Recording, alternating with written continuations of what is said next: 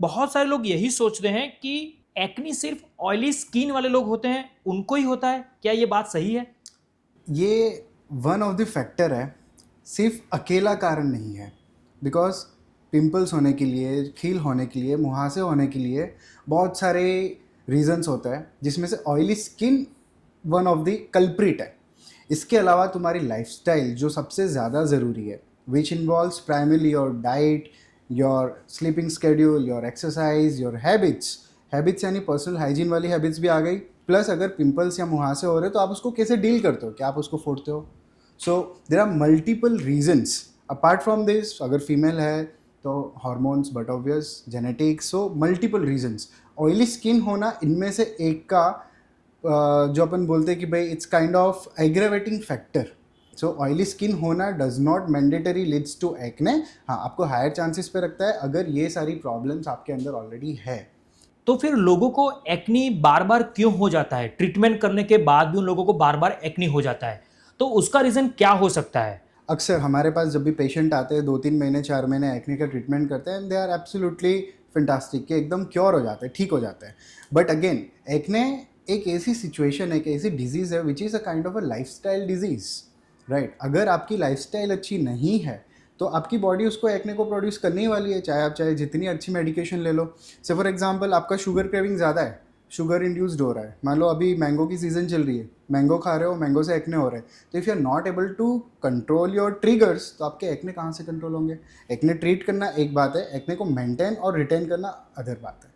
सो combine हमेशा होना बहुत ज़रूरी है। बहुत ही अच्छी बात बताई, क्योंकि लोग सर एक्चुअली होते क्या है कि लोग एक्ने ट्रीट करते थे फिर उसको मेंटेन नहीं करते। उन लोगों को यही लगता है कि मैंने एक बार ट्रीटमेंट कर दिया तो मेरे लाइफ टाइम के लिए मेरा सॉल्यूशन हो गया। जो गलत मगर है। हाँ, वो जो गलत है, वो बार बार रीअकरेंस होने के चांसेस होते हैं और फिर एक बार ट्रीटमेंट करने के बाद वो भूल जाते हैं कि अब मुझे कुछ नहीं होगा। मेंटेन करना है। हाँ, तो आप भगवान तो नहीं हो कि आपको फिर से नहीं होगा, बिल्कुल। मगर आपको फिर से होने के चांसेस है। बहुत ही बहुत एब्सोल्युटली ही है। बहुत ही अच्छी तरीके से आपने समझाया।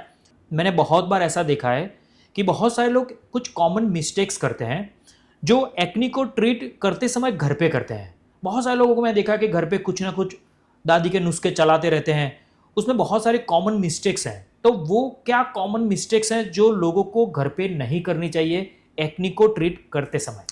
सबसे पहले तो एक्ने एक बीमारी है, इट्स अ डिजीज़, घर पे नहीं ट्रीट करनी चाहिए। ऑलराइट, तो जो लोग हमारे पास पेशेंट्स आते हैं सब कुछ ट्राई करके, मुल्तानी मिट्टी नंबर 1 पे है। मेजॉरिटी ऑफ दी जो भी पेशेंट्स आते हैं मुल्तानी मिट्टी का एक्सपेरिमेंट करके ही आते हैं, से लगा दिया नहीं हुआ हुआ। उसके अलावा टूथपेस्ट, कोलगेट वेरी कॉमनली ओह, यूज्ड, एक्टिव एक्ने पे लगा देते लोग। अभी नया मार्केट के अंदर आया पिंपल्स पैच। चाहे कोई भी ग्रेड का एक्ने हो, पिंपल पैच लगाना अनिवार्य नहीं है। यू नीड टू अंडरस्टैंड कि भाई क्यों हो रहा है। उसके अलावा जो है टर्मरिक पेस्ट भी आजकल लोग लगा देते हैं, बोरोलिन। सो आई एम नॉट एंडोसिंग एंड और defaming any kind of brand, but लोग ये एक्सपेरिमेंट्स करते हैं खुद से। जी। और सबसे जो गंदा चीज़ लोग करते हैं ना, पिंपल को पॉप करते हैं। हाँ। क्या है, पॉप करते हैं। Don't do that, that is harming you, that is not helping you. हमने पास में बहुत सारी ऐड देखी, बहुत सारी कंपनी क्लेम करती हैं कि आपकी एक्नी मिटा देते हैं, एक्नी मार्क्स मिटा देते हैं। तो क्या वो एक्नी मार्क्स ऐसी कोई ट्रीटमेंट से चला जाता है कि सिर्फ एक मार्केटिंग गिमिक है सब? अगर एक पढ़ा लिखा डर्मेटोलॉजिस्ट ट्रीटमेंट कर रहा है, साइंटिफिक एविडेंस बेस्ड अप्रोच से कर रहा है, यस, एक्ने भी जाते हैं, एक्ने के पिगमेंटेशन भी जाते हैं, एक्ने के मार्क्स और स्कार्स भी जाते हैं। बट मैं नहीं मानता हूँ कि कोई भी ओवर द काउंटर अवेलेबल जो क्रीम है वो आपके सॉल्यूशंस ला पाएगी, चाहे वो एक्ने हो या पिगमेंटेशन हो। बिकॉज एक डॉक्टर को आप जब कंसल्ट करते हो तो वो आपको सिर्फ पिंपल्स के लिए नहीं देखता, वो आपको थॉरोली एग्जामिन करता है, वो आपको पूरा हॉलिस्टिकली इवेल्युएट करता है। So that is more important rather than using just one cream.